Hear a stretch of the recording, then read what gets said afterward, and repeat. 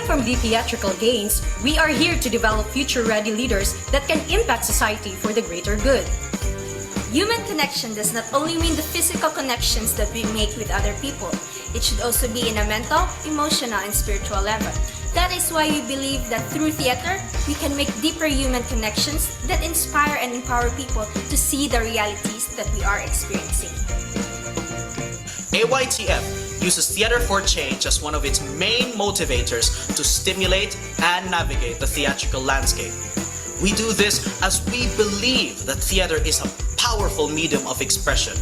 In particular, live theater, which instigates a real-time emotional response, a potential spiritual investment, and residual memory, which operates as a multi-dimensional trigger. Come join AYTF. We are looking at raising questions, promoting dialogue and discussion, empowering our audiences to think independently, to listen to alternative viewpoints, to problem solve, and to empathize. Hello, everyone. Good afternoon. Hello, a very warm welcome to everybody from Buds Theater. And this is our panel discussion this afternoon. This is based on our theme, The Right to be Human, powered by the National Youth Council in support of their SGYP 60 initiative. Today, we explore how the art of puppetry and performance can serve as a profound tool for healing, self-discovery, and resistance. Our goal is to destigmatize mental health through the power of stories and performance, and to offer some practical ways for young people to explore their own creativity in a safe space. My name is Nikki Simafranca, International Relations Director of the AYTF movement, and I am honored to be facilitating our discussion this afternoon. I am joined by a truly distinguished and inspiring group of guests who are experts in their field, and I will call them one by one, and they will briefly tell or share about themselves and the work that they do. Now, first, we'll have Glenn Ko. Glenn?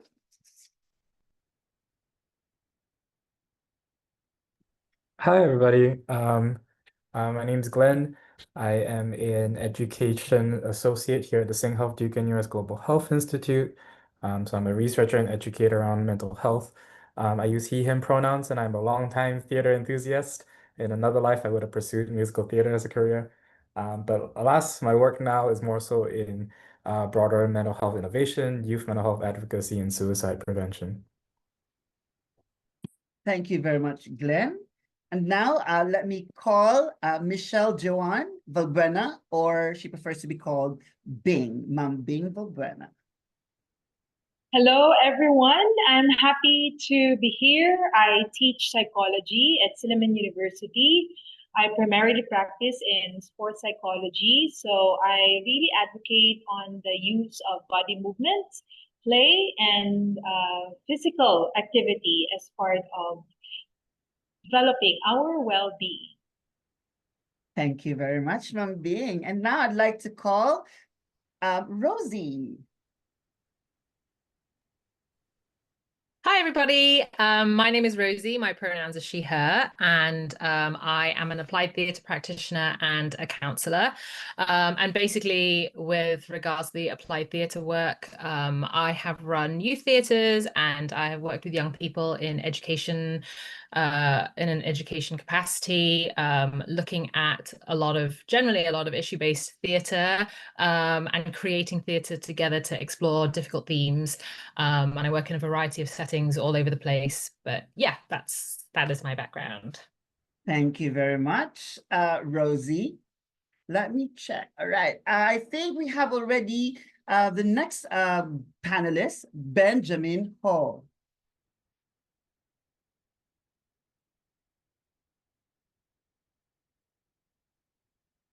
There.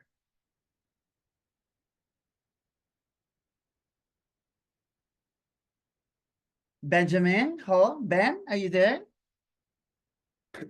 Hi, sorry. I'm mixed up the time. I thought I calculate wrongly. I thought it's Thai time 3 o'clock. So sorry. My apologies, everybody. It's okay. There. Ben, can you Yes.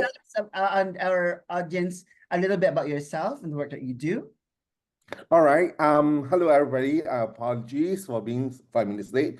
Okay. My name is Benjamin. I'm the artistic director of Paper Monkey in Singapore. Paper Monkey is a puppetry company specially catered doing ASEAN or Asia stories for our children using puppetry. So I've been doing theater and puppetry for nearly about 30 years. Yeah, that's about what I do. Wow. Thank you very much, Ben. And of course, last but definitely not the least, an alumni of Bud's Youth Theater, Ashton Hall. Hi, my name is Ashton Ho. I go by he, him pronouns. I'm currently a part-time theater maker as well as a preschool educator. And as Nikki mentioned, I'm also an alumni of Butts Youth Theater. I think it was 2 years ago. Yeah. So I'm really excited to be here with everyone. Thank you very much, Ashton. Thank you, guys. This is going to be an exciting and insightful afternoon for all of us. Thank you for joining us today, and thank you too to our audience for being with us. Before we begin, I want to take a moment to thank all our partners and collaborators, including the fantastic team of the Asian Youth Theater Festival. Their dedication to fostering creative expression in youth is at the heart of what we're doing today. Now, I think we are all ready to start our conversation, our exchange and sharing of ideas on the topic of mental health and its intersection with puppetry, theater, and creative expression. Now, let's start with a question that provokes thoughts, and it gets right to our heart of our discussion. Now, and maybe Ben and Ashton can answer this question. What can a puppet say that I can't? Maybe we start with Ben. Right. Actually, puppetry can say a lot of things. And I think that's why we use puppets. Puppets can do what more than what actors can do. So my teacher always say, if an actor can do it, why use puppets? If actors can say it, why use puppets here? So that's why when we use puppets in a show, means that the normal actor can't do it. That means like flying in the air, able to stop motion, moving, things like that. So when you're talking about what they can say, there are so much things they can say. Because like there's a trick we always say that if you get angry what the puppets say or do, then you agree that what the puppet say is true. But if you don't, then the puppet is just around. So we tend to use it to tease or even criticize like government policies or maybe some things. That's why I say puppetry is quite powerful in that way. And puppetry can open a lot of imagination. So that's why I say puppetry doesn't have a border to what they can do. And if we say there's a limit, then it's limited by your imagination or your borders that you set yourself. Wow. So when we use it, that depends on those who use it, how you use it, and how you express what you want to say.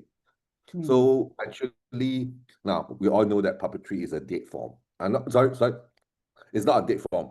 I mean, it's a dead, inanimate object. That's the right word, inanimate object. So it actually cannot say or do by itself. It depends on the puppetry or the people who use it. So actually your question is what the puppeteer or what the person behind the puppet is trying to say, right? So it can say anything because the puppet actually becomes a security blanket for the person.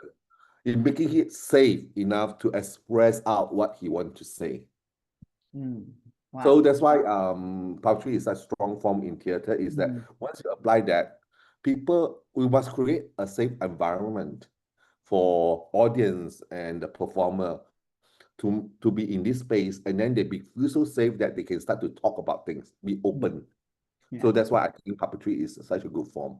Right? Thank you, Ben. I like that you use the word ease also, and security blanket, and that emphasizing that puppetry is actually is able to amplify our imagination, and that's wonderful. Now this question also goes to our audience in Zoom. You can actually respond to the question by sending it in our chat box. Okay. Thank you, Ben. Ashton, do you have anything to share about that question? What can a puppet say that I can't? I really agree with Ben. I think really a puppet can sometimes can say and really get away with things that you can't. And then I think that's because the audience sort of sometimes suspends judgment when the words come from the puppet or the character instead of the performer. So there are a lot of things like a puppet can really blurt out a lot of truths, whether it's blunt or cheeky, without being taken as too seriously. Yeah, as an opinion. Yeah. So I think a puppet really can say a lot in that area. Okay. So there's no strong filter or a barrier, because there's more freedom there and of expression. Yeah. Thank you very much, Ashton. Yeah. Now, a follow-up question to that. Why do you think puppets help us express difficult emotions? Maybe Ben? As I mentioned before, it's a security blanket. Now, I think another way to look at it is that puppets give a sense of security and helplessness. Helplessness as in they have no sense of how I'm trying to find the right word here, of attack. They don't attack you. Oh, okay. That's why children accept them so willingly.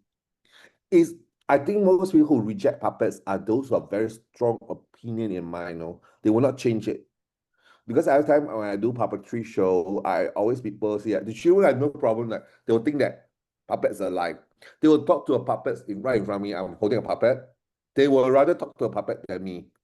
And I feel very tired. I stop. I put down my hand. The children just turn to me. Hey, put out your hand. I want to talk to the puppet. So they know I'm behind the puppet. You know what? And so they want to believe, they want to play with you, they want to have this conversation with the puppet because they feel safe again with the puppet, talking to it. And I say that people who really don't believe in puppets will be the one who will come in and say, come show me how your puppet alive. They really come in with a very strong opinion. That's why, as I say, there can never wake a person who is pretending to be asleep. No, this will be wasted on these people because they came in with the negative idea. But if you come in and with an open mind, I tell you, the puppets will open wonderful doors for you because you will start to believe. You start to imagine with them. And after a while, you feel safe to tell you. That's why psychiatrists use puppets with people. They're starting to tell their story through another different form, making them feel that I'm telling a different story from a third person. Is this person is not me. So this is another layer way. So that's why it starts to help them to detach my emotion a bit. Telling a different story, it helps ease the pain. So by using puppets to tell a story, it helps. So that's why I think puppetry is quite strong in that way. Yeah, it definitely helps, no? And it ease that pressure also, and you feel more safer when you have that medium like Yes, puppetry. it's Yeah, like a shield yeah, to protect yeah. you from. Mm. Yeah, and Ashton, I believe you use puppetry with your kindergarten kids, right, to elicit response. You'd like to share? Yes. Yeah, so I've done exercises because I used to work in a preschool, and then so I did a lot of exercises with sock puppets where I got my children like where every day we'd sit in a circle, and then I would just ask the children, how are you feeling today, or is there anything you want to tell I remember naming my puppet, I think it was Mr. Sock. So I would, and then I named my puppet Mr. Sock, and I would just I'll ask the children, so is there anything you want to tell Mr. Sock today? And then so yeah, I realized also that the children actually really did share more with the Sock than with me, especially when when we're both side by side, they would talk to the Sock more.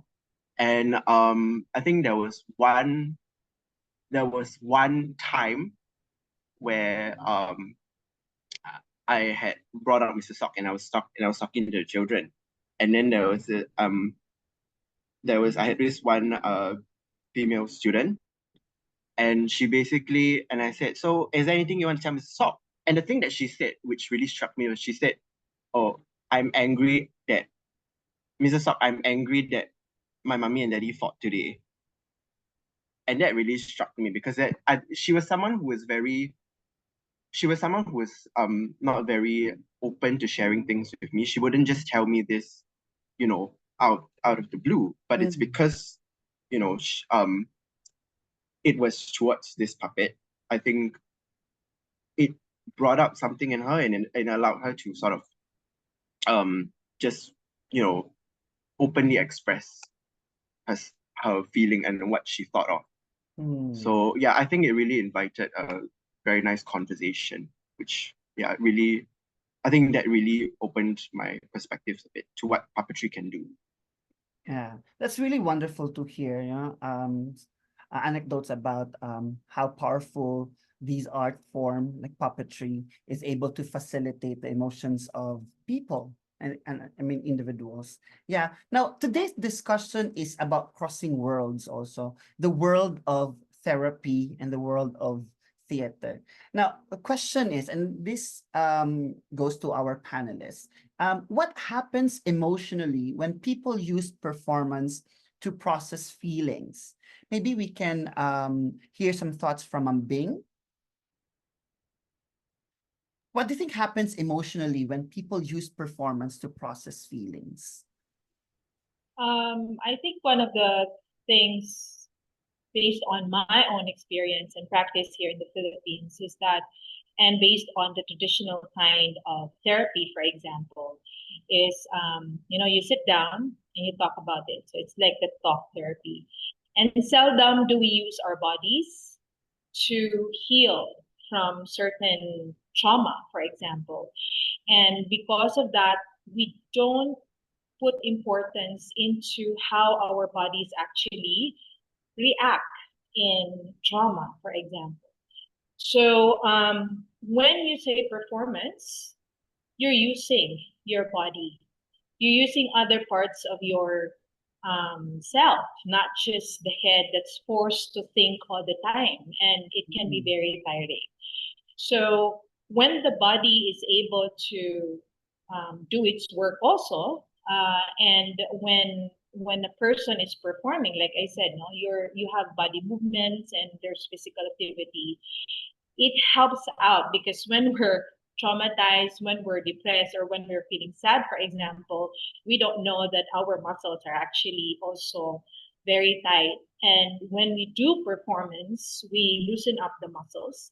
And in a way, we're able to express energy.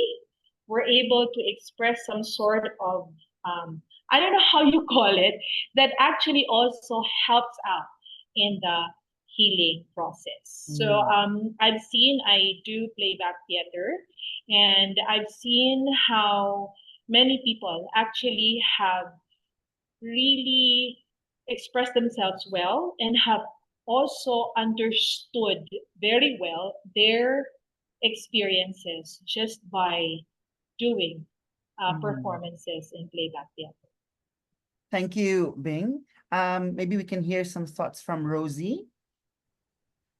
Yeah, I mean, I just want to add on to what Bing was saying. And, I guess it doesn't also just have to be trauma. I think we store a lot of information in our bodies no matter what, somebody calls on you in a panel discussion and immediately, or maybe if I speak for myself, immediately my stomach is like, oh God, it's my turn. And, my brain is going. And, there are messages that I've picked up from growing up around all of those things, right?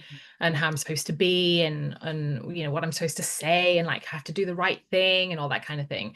And I think one of the best things and one of the most wonderful things that theatre gives us is it gives us a chance to step into different roles and different characters and different take on different personalities and characteristics that we may not otherwise be able to take on in our own lives, but we can practice what it's like to be a strong, confident person, or we can practice what it's like to speak up for ourselves, or stand up to a bully, and I think in fact, I know that the outcome that has on our body when we're able to practice this stuff, just like Bing says, is it allows us to discharge the energy that otherwise has been stored in us in some kind of way, but also gives us the body knowledge that we can do this. We can stand up to something or someone, or we can, have confidence. And what does that look like? And what does that feel like in my body? So that the next time I'm in that situation, I can practice that and I can operate from that angle, almost like a fake it till you make it kind of situation. And I think one of the, both Ben and Ashton kind of talked about like the safety of puppetry, right? And the safety of puppets. And, theatre also gives people that safety. Like I can practice this in a safe environment that is encouraged, that is supported, that I literally have a script for, or I've created a script for, somebody has created a script for me. So I don't even have to use my own words. And I have that safety of being able to do that and being able to practice that.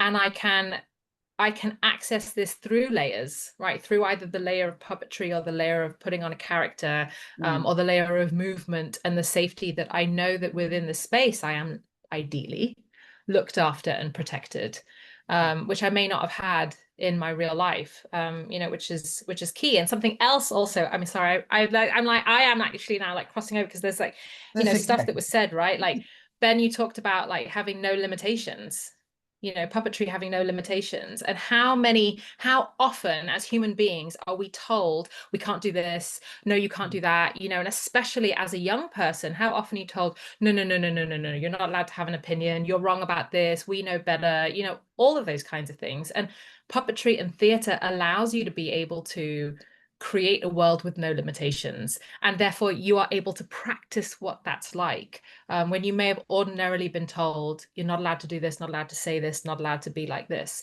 And that suspension of judgment, right, that people have towards puppetry, you can also have within a theatre context. And this can be tricky, but how can I move towards not judging this character? Because can I understand the backstory? Can I understand the context in which this character has been created? And that allows you to really kind of gain empathy and understanding for somebody's situation. And by stepping into those shoes, and taking on that role, which is a really safe thing, you get a better understanding of human beings, I guess, Now I really feel like I've moved away from your question, Nikki. No, that's okay. And having said that, when you're able to experience that through theater, when you are in that situation, like in real life situation, then you already have an idea on how to process that, like emotionally, because you've been there as a performer. Yeah. I'd like to call Glenn also. Maybe you have thoughts to share about this. I think everyone's raised some really great points. I'm less familiar personally with puppetry in general, but I think like from the creative arts broadly speaking kind of angle, and from like a research perspective, I guess we're seeing a lot of really interesting things come up. I guess because of the forms of things, like we're seeing stuff come up through photography and photo voice, for the people looking at analyzing artwork and like what kind of things people drawing and how they draw it and all that kind of stuff. We've also recently met someone who's based out of the UK, and she does like hip hop dance and songwriting as a means of like exploring social issues, and like entering flow states and all that. So I think there is a lot of there that's like kind of even just a lot of mechanisms are going on in the creative arts realm in general as well. Um, yeah, I was trying to think about some other like stories and anecdotes about for today, and I was thinking about how, you know, I have a friend who's from Laos, and he was telling me the story about, you know, in Laos there's a lot of like unexploded ordnances, Yeah. and he had a friend who had lost a limb from kind of setting off one of these unexploded ordnances, and through dance and like physical expression, he found like a new way to take charge of his own narrative and his own disability, and finding new strengths in in in that process. So I think like creative arts also as a process um, of healing and recovery is also kind of quite powerful in that regard. Thank you, Glenn. Ben, are you trying to raise your hand? Yes, you want to add something. Go ahead. Yeah, because after hearing Rosie, Bing, and Glenn, especially Glenn about the part about his Laos friend, I find why theater and puppetry is so good in healing. Now, one thing that I felt is the shared emotions. So when those people respond very well, especially in playback, you know, when you tell a story and the people respond because they have underwent that same emotion or the same situation, and that's why they respond so positively, and they felt that they resonance the story character, the protagonist, and they start to, and it's just like a wake. When you go to a wake, why people keep talking about how a person died, it's not for the dead people, it's help the living to recount the situation over and over again, but with each account, your pain get lesser and lesser. So it's the same as a theater. When we did this, and people watch it, they feel that I'm not alone. This story is so up there. Yes, right, Rosie? So it helps people feel, yeah, I can be stronger. I can handle this situation. I cannot go to the kids' end. So that's why theater is so powerful. It helps people to regenerate, revitalize, because they know that from the stories they can feel and they can laugh and cry with the protagonist. So I think it's a shared experience. And it's, I think, goes to, sometimes I was like have to aware directors and playwrights, what you write, you are doing something very powerful, and how to be responsible to what you're doing. You're not manipulating people's feelings, but you're really sincere reaching, and not just open a can of worms and let people, hang there. So yeah, I think that is very important when we are doing a production, what exactly you're trying to do by telling these stories. Wow. And who are you reaching out? Because people there have the same experience, so they will feel this. And how to heal will depends also how you handle the situation. That's what I want. Thank you, Yeah. Ben. Can I Yes. jump? Can I just jump in? Sorry, Nikki. Okay, I'm very just like, quickly, very quickly, I'm like, Rosie. okay, very quickly. I'll try and be as succinct as possible, but like 100%, right? It's this idea of community. You know, you don't create theatre in a vacuum. You don't create theatre on your own. You know, no matter what, you are going to be working with people, even if you're doing a solo show. And that, you know, the fact that people are witnessing what you are doing, what you are sharing, how you are feeling, like that has the act of witnessing and being in that space with someone, genuinely being in that space with someone, is transformative. Because a lot of the time we feel very, very on our own. I'm the only person who's ever felt like this. But you do a show, you know, you hold that mirror up, the audience is like, oh my God, I'm with you on this journey. Boom, instantly you are seen. And it's like, oh, you know, yeah, there's like so much I want to pick up on, like what you were saying, Glenn, about a flow state. I just want to like, okay, but Yeah, that was because it. I'm excited. Yeah, it's so wonderful. Like, I'm not, this is like what it gives us, like emotionally, it excites us also because we resonate with each other. The feelings that we feel, the feelings that we felt, you know, is also being felt by most people, if not all, you know. Now, all right. Now I will throw the next question, and maybe Ma'am Bing and Rosie can share their thoughts about this. How do performance-based therapies differ from traditional talk therapy, and where and what therapies are available out there? Maybe Bambing can start. I mentioned earlier about talk therapy as, very limited in that way, and really asking the person to really just use this one. With performance based, like I mentioned earlier, you use your entire body, and so you also get in touch with how your body actually also responds to certain kinds of emotional situations. And for me, based on my experience, I go for performance based therapy. It doesn't have to be like a whole theater experience, but I do this with my athletes also. I ask them to really use their body, and they've reported it's different. They understand, especially with sports and athletes, they have to be in touch with their bodies and their muscles. So that's how different these two kinds of therapies are. I would just like Nikki to add about puppetry in the context of play therapy, because puppetry is play. And that's the reason why, especially children, they respond very well to puppetry, because puppetry is play for them. And children are able to express themselves very well in play. And play is fun.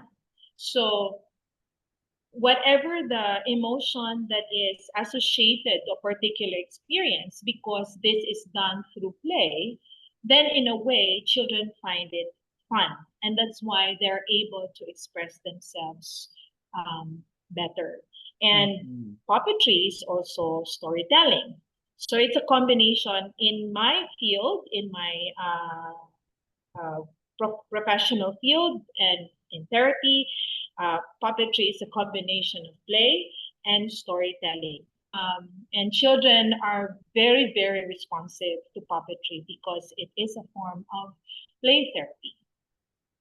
Thank you, Mambing. Rosie.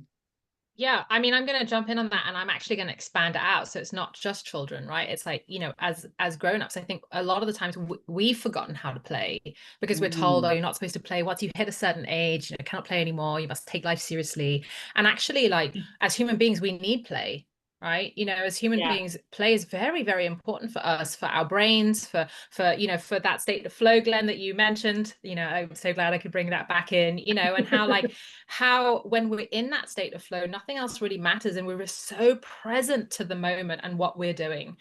And that's one of the great things about puppetry, but also any kind of creative arts therapy. So you've called it, Nikki, performance therapy, but actually, like, in general, the way I refer to it is creative arts therapies, right? And we can be talking about drama therapy, dance movement psychotherapy, art therapy, anything that encourages you to use your body. Sorry, so I was thinking about like psychodrama, and these two things, right? Play and storytelling, those are key.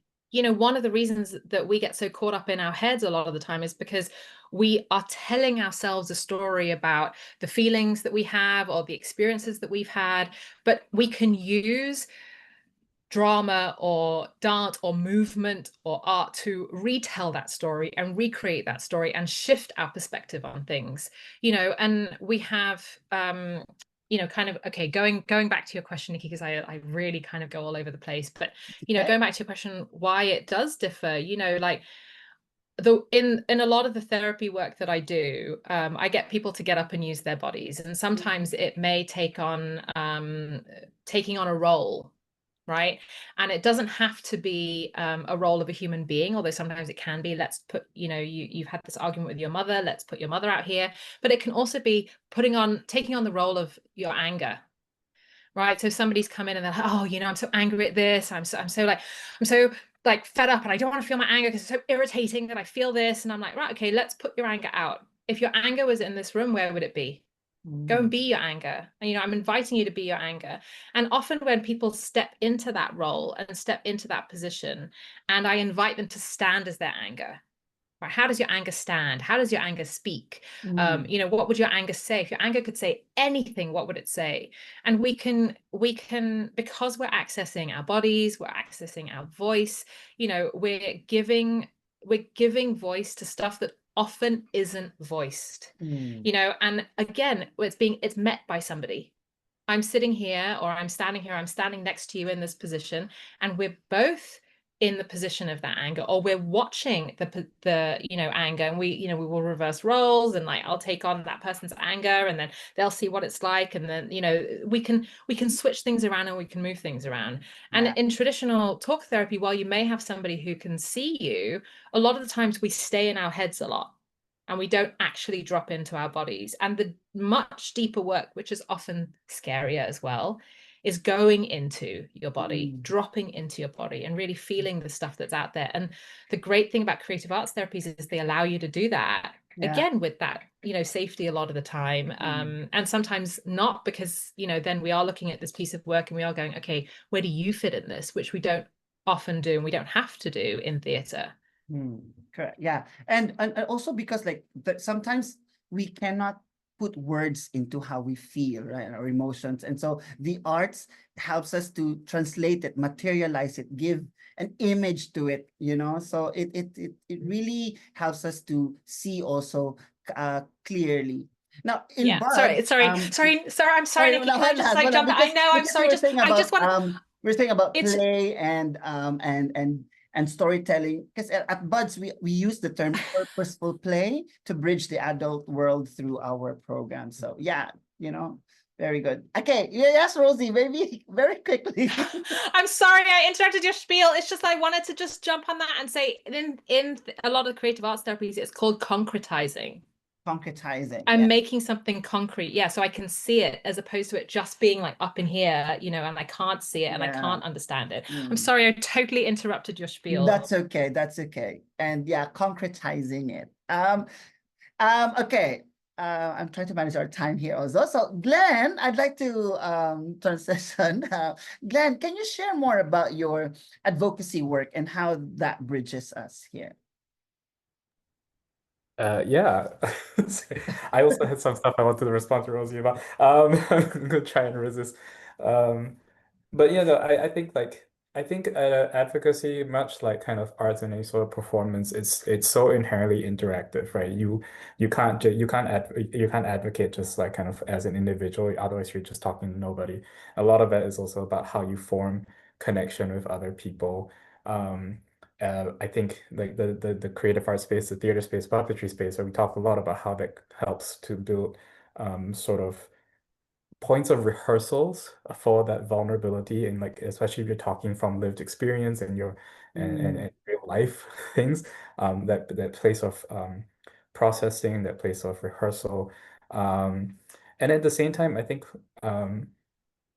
I don't know if it's the same for advocacy, but I wanted to respond to something that Rosie talked about in terms of the interactive aspects of it. I think we're not alone also because like the art maker is sharing a part of themselves, and the viewer at the end of the day is always trying to root for you, right? Because nobody wants this connection to fail, and art only happens when it exists in these like two-way conversations as well, and a lot of it is empathy in action.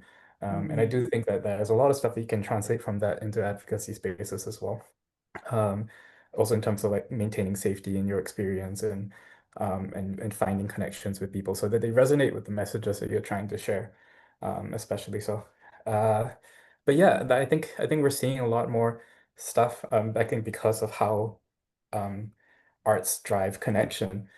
We're seeing a lot of that kind of come into play in advocacy spaces, and that's been done since all throughout history, and sometimes for good, sometimes for bad. But hopefully in the mental health space, I think we're seeing a lot of people starting to speak more from lived experience, a lot less taboo to speak from lived experience. And some of it is because we have vehicles such as creative arts to be able to do that. Yeah, that's kind of the, and I think the point I want to put across when it comes to like advocacy and arts is kind of just, yeah, maintaining that safety. Mm. Um, and arts being a good way to maintain that safety. You can also depersonalize it. You can make it about the issue. You can use puppetry where it's, again, you can kind of deflect some of that. Not, I don't know, if responsibility is the right word, but like deflect some of the thoughts and expressions um to the puppet instead, or to the art form and the artwork, as opposed to the individual as well. So I think it's a very powerful way to get the message across. Thank you very much, Glenn. And we're happy to hear that, that using these medium of the arts to amplify our advocacy on mental health. Now, Oh, I'd sorry, like to, yes, actually, I had one more thing. So I beyond even just for youth as well, I think one of the things we're seeing now is also a film, as well, kind of being used for like teaching of skills. Mhm. Or even like I think you can do that with like theater work as well. But and I think some of the performance, what was it, performance arts therapies kind of the function that way. But most recently, one of the works that we've profiled with the Innovation Network, is the use of film to teach parents about positive parenting practices, Yeah. at the Thai Myanmar border. And it was like co-created with the people on the ground, like real life experiences and real life people who uh, this was trying to reach. And that also that co-creation process was really important to the effectiveness of this intervention. And actually, it saw a big reduction in terms of like any sort of violence towards children. And actually like overall well-being increases with the family units Mm. that were there. So it's really powerful tools that we have here. Yes, yes. Thank you very much for that insight. Now, Ben, I know you're raising your hand, but I'm calling you also, Ben, because let's bring this in the theater practitioner's perspective. Now, Ben, can you share with us how the physical act of making a puppet or simply holding one may allow for a sense of emotional safety or like creativity and control? Okay, let's start from making a puppet. Now, Mm. as a person who make puppets, it gives me great peace because making a puppet takes quite some time, and it can be quite a very solo work. So you're engrossed. Actually, me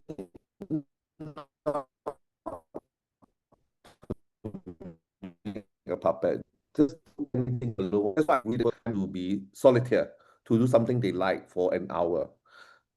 Hello, can you hear me? Oh Yes, yeah, Ben, we right. lost you for a When you're bit. doing Maybe you can when repeat you're that part. yeah. Okay, for me, I'm thinking is if you take some part a day or a week to do something that you like on your own, you give yourself time peace to find Mm. yourself solitaire and to let your brain think or stop thinking so that they can take a holiday.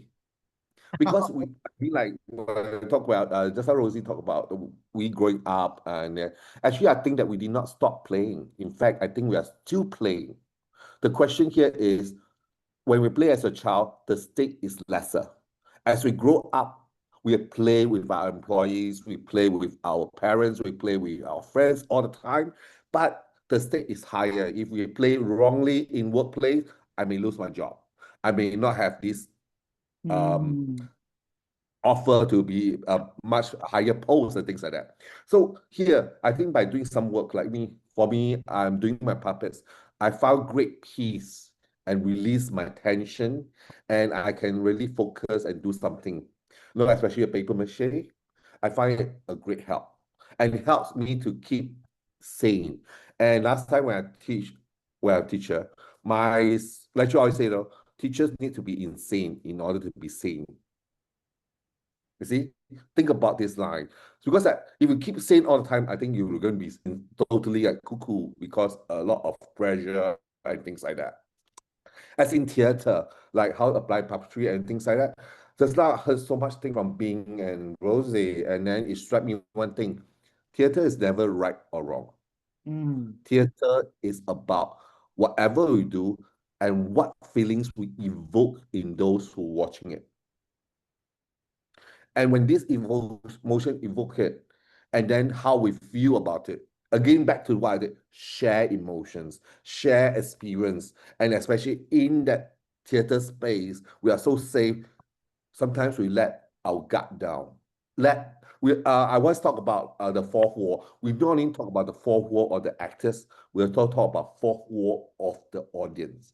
If we let them also let down, and then they start to have this flow of emotions, then there's something happening. Magic happened that they either start crying because I identified the protagonist. I feel like I brought back memories of certain unhappiness, but it helped us to ease the pain because it's over.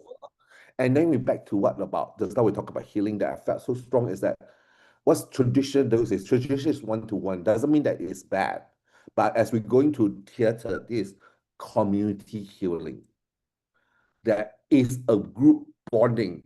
And back to what I said now, it makes the person feel that I am not alone. I am not just standing alone fighting this. And then when you're doing this, there's so much on the head, you just spiral down. And the last point they'll say that I feel so alone, I will take the act wherever thing where it helps by taking their lives, by committing suicide, which actually doesn't help at all. Because I think by reaching out, not just to your doctors, but actually the community helps a lot because when they know that there are people depending and the same thing, they have helped them live it. That's why the chat group or the AA group all happening because it helps. Community helps. Yeah. So in theater for me, when we reach out and strangers come in to watch your performance and you brought out the issue and they share, each time you're lifted by this support, the community support. So that's why I think that Community.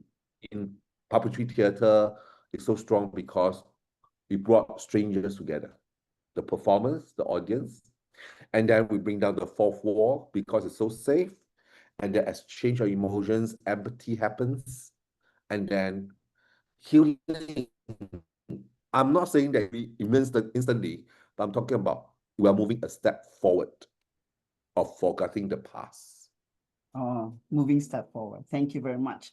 We have like less than 15 minutes, but thank you all very much for the insight. Love these intersections being revealed. Now, I want to take a minute to share the link of this program to our live open stage in October. So we have tasked young people to create short skits around mental health issues that will be shared at NAFA Singapore on the 24th of October, 7 to 9:30 p.m. and in Vientiane, Laos at the Asian Youth Theatre Festival, December 4 to 8.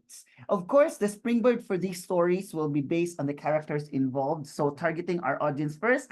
Now, for our audience, here in Zoom, you can write your responses and answers in our chat. If you could create a puppet to say something that you're scared to say out loud, what would it say?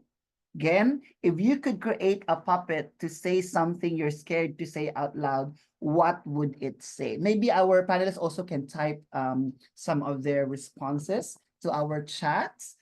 Again, if you could create a puppet to say something you're scared to say out loud, what would it say?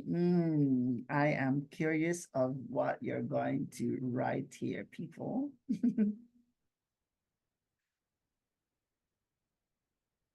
And since we're also trying to manage our time, right? I'd like to engage again our panelists. To my panelists, another question for you all. What issues in society do you think would be useful to raise through the performing arts? And yeah, what needs to be said that isn't? Maybe we can start with Rosie. I understand you were writing a musical. What themes might that raise in the society? So I think there are too many themes to list. So many things to list. Yeah. I'm aware of the fact that we only have 11 minutes left, but I have a list that's probably longer than 11 minutes. So what is your musical so- about, Rosie? Well, okay, so I guess I'll just talk about the musical I'm writing. I'll do that. So I have written a musical, and the musical is called A Lesbian Love Story, the musical.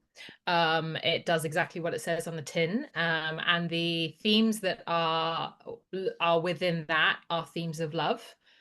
You know, the idea, love and love stories and friendships, and the idea that a lot of the time we think that love stories are predominantly just romantic love stories, but actually, can you have a love story with your friends? Can you have a love story with yourself? And obviously, given the title of the show, it works with or doesn't work with a certain community, but it is about a certain community, but really it's for everybody. You know, it's called A Lesbian Love Story, but this is relevant to anybody and everybody. And actually, when we did our staging of it, a showcase of it in London in August, we had a number of people who were not from the LGBTQIA plus community who came up and they were like, oh, I really like resonated with that, and you know, wasn't necessarily expecting to, and that kind of thing. So yeah, so it deals with I guess with love, love stories. There's a little bit of well, it has to be drama because it's a musical. Yeah.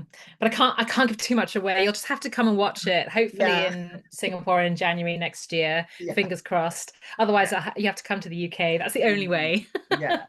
But the important thing is the message of love, because I think Yes. the world needs it, no? And Yeah. I think that what we're doing also is a form of love, the love Yeah. for the work that we do, and the, you know, the campaign on well-being, and this is showing love to you all people. Yeah. And actually, oh God, I'm sorry. I've interrupted you again, Nikki, but I just have That's to okay. just say I'm one more thing trying because to- it is on topic, right? Yeah, it's And okay. it's like even the musical looks at this idea of how do you create a piece of art to work through your own stuff. You know, so and which yeah, I guess I haven't really thought about until like making this link, you know, here. I haven't thought about much until making this link here today. All right.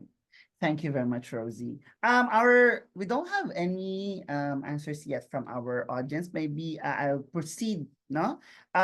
Because this conversation has been it's insightful, and we don't want to stop here, of course. Our goal is to provide practical access points also for our young people. So to kind of wrap it up, I'd like to ask each of our panelists to share one practical tool or resource or a piece of advice for young people who are interested in exploring this space. Maybe to Glenn, Bing, and Rosie, where can people find arts-based workshop or expressive arts therapy? Maybe Glenn?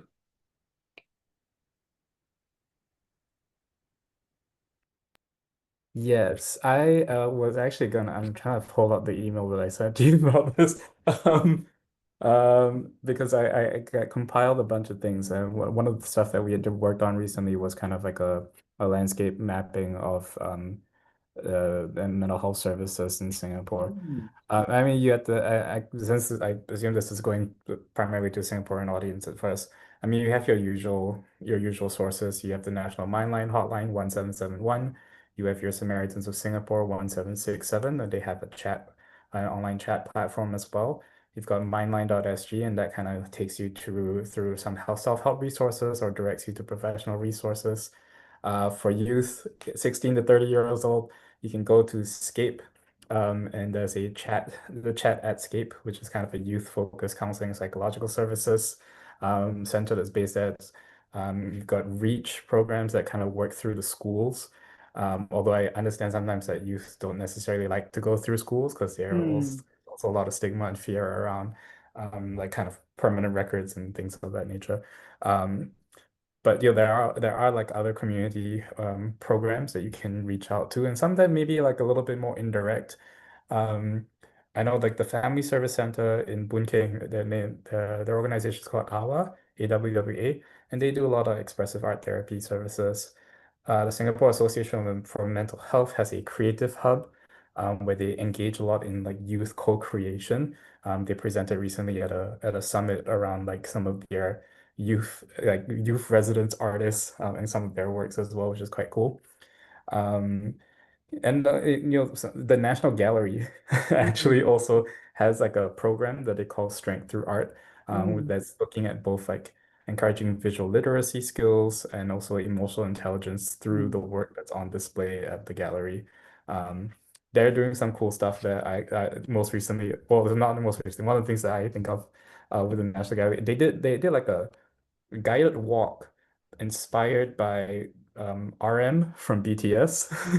It's like Yeah. using like some of his songs and then kind of taking you through some artwork and then having like reflective pieces there, Interesting. which is also like really interesting. So Mm. there are a lot of these kind of cool stuff that's around. Thank you very much, Glenn. And if you can share to us that mapping that you mentioned a while ago, then we can post it online and also share to our audience later on. Yes, we are still putting together that report. We'll hopefully get it out by the end of October. Got it. Ma'am Bing? Yeah, Nikki, I understand that our audience here is based in Singapore. Yeah. So should I also say what from in the Philippines because we where also have I Filipino audience at the moment. Yes, we have. Okay. There are a number of groups here in the Philippines who actually help in terms of therapy or whatever. From where I come from, or from Dumaguete City, of course, in terms of performance-based expressive therapies or theater and all of those. Of course, we have YATA, which Nikki is part of. I'm based in the school in Silliman University. So we have our College of Visual and Performing Arts, and they also do a lot of extension work in terms of theater performances. We also have music therapy in Dumaguete City. We only have one certified music therapist actually in Dumaguete City. And the advocacy work that I also do, which is also part of my practice, the playback theater advocacy work. I also do trauma workshops, resilience, healing activities, and therapy. So we also have that, and we have incorporated also performance-based therapies in it. So my network is really primarily based in Dumaguete and school from where I'm from. Yeah. Thank you, Ambing. Lots of resources. Rosie? I'm just about to put a bunch of stuff in the chat because I thought that might be the easier way to do it. But just there you go, just pressed enter. So I've put at the top, I've put some creative arts therapists and creative arts therapist groups. So we've got a music therapy, I guess we've got a music therapist, but she's also connected to other music therapists in Singapore. A dance movement therapy group, Movemental, Amberly, who's a drama therapist. And then we've got the Australia, New Zealand, Asia Creative Arts Therapy Association. So they have some great resources or people that you can connect with. Apparently Touch Community Services has some creative arts therapists in their resource pile. Red Balloon Therapy does art therapy in Singapore, and all of these people, most of these people on this list, as far as I know, I'm not 100% sure about Touch Community Services actually. All of these people work with young people, but also Red Balloon Therapy, I believe, is an LGBTQIA plus organization or supportive organization. And then also obviously there's me. You can get in touch with me on Instagram if you'd like. Probably could have popped that on there. I'll do that in a minute. And then also in a couple of weeks, there's an event that's run by Esplanade in Singapore, if you're here, and it is a wellbeing day for anybody who works in or with the arts. And we have 5 therapists, including me, some Evelyn from Prospect, Shahan from Movemental, and Amber, and a drama therapist from the UK, who are running sessions throughout the day. And it's really, the idea is that you know, it's about artist well-being, because obviously as artists, no matter where we are at in our career, we need to also look after ourselves, because one of the things that happens in this when we're doing work like this is, you know, it brings up stuff for us too. So how can we look after ourselves outside of looking after and working with other people? Thank you very much for sharing those resources. We can post about it also online. Maybe quickly from Ben and Ashton, for those interested in theater and puppetry, are there local groups or online tutorial that you can recommend?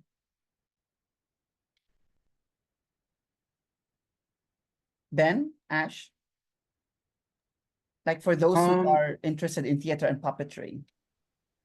For me, I think off the top of my head, the company that I'm thinking of that does a lot of community-based work and like I feel like can be a good starting point is Drama Box. They're a company that I think they're quite widely recognized for like the community-based performances that they do, and I know that they work a lot with youth like secondary schools and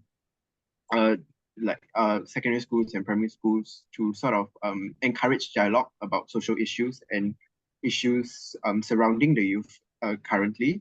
So I think that that's a company that if you're looking to sort of have a good starting point, I think Drama Box could be a great starting point. Another company that I could think of is The Necessary Stage, where they do a lot of foreign theater pieces in playback theater, which I think that could also be a good avenue if you would like to explore more. Yeah. Thank you, Ashton. Ben? Just to add on to these 2 companies, I think you also can approach playback companies in Singapore. Now, playback is a very wonderful and is very, you don't need to have much theater experience or knowledge to partake in playback activities. So I have seen magic happens myself. So there are many, I just realized that there are 3-4 companies now in Singapore doing. All of them are good. Just go and pay them visit, give a chance and share stories there and see how they translate your stories into visuals, right? As a learning puppetry, of course, in Singapore, there are 2 companies you can approach, will be the Finger Players or me. I do master class every year. So do look out in my web page. And then, like there's one student, he just came and called me, and then I want to find out things. I welcome, if my time allows, I do like to share. And of course, don't forget Buds Theatre, right? Buds Theatre also deal with you. So yeah, I love the way how Claire Divine deal with things. Yeah, I'm praising you, Claire. She's wonderful. And then like here's Nikki, yes. And we're constantly talking, and then how one about you theater. They are also a good source. Now, actually, these are, and then I think the word is be resourceful, go out to find out. Don't just sit there and I think that nobody helped me. The information is out there, especially now this work day and time is digital. It's all on the website, it's all out there. You just need to do a little bit of hard work and find for yourself. And look for the one suitable for you. Because you yourself learn yourself. Just now you ask us what kind of puppets will we make and that's most scary one. To me, I want to make a puppet of me. Because I felt the greatest enemy or the greatest person that struck you most is yourself, not outside factor. So break that forward, take the first step out and then do it. And whatever you do, be responsible to your choices. Be responsible to what you're saying. Because I find that sometimes you can be, sorry, I'm not against all you, but sometimes due to experience or whatever, they may tend to do hearsay. They did not have enough facts or details to back up their statements. So listen to more, be open more, And then once you open, and then you will see and put yourself in many shoes, you will learn. And sometimes a young person can be so much wiser than a person who is like approaching 60. So once you absorb this, yeah, theater will be your tool to link with the world, right? Thank you very much, Ben. Thank you to our panelists. I wish we had more time, but we only had an hour to discuss. Maybe if we're given another opportunity to gather and speak, then maybe we can organize. Now, I'd just like to wrap this up because very interesting, insightful conversation this afternoon. Of course, for everyone, be sure to check out our SGYP Live in October. It's an incredible platform where young people's voices are amplified through performance. That's October 24 at NAFA. On behalf of Buds Theatre, we would like to thank NYC, the National Youth Council of Singapore. And of course, we'd like to thank also Sing Health Duke in NUS Global Health Institute. That's right. Thank you very much. The entire team, we extend our heartfelt thanks for our amazing panelists, Glenn Cole, Bing Valbuena, Rosie Magon, Benjamin Ho, and Ashton Ho. Thank you very much for sharing your time and your wisdom with us today. And to everyone here who joined us online, thank you for your active participation and for being part of this important conversation. Remember, every story is a string that connects us, and sometimes the most powerful words are not our own, but those we give to a character, a mask, or a puppet. Wow. Thank you very much. Again, this is Nikki Simafranca. Thank you for joining us. Strings attached. And we hope that this discussion empowers you to explore your own story. Thank you and goodbye for now.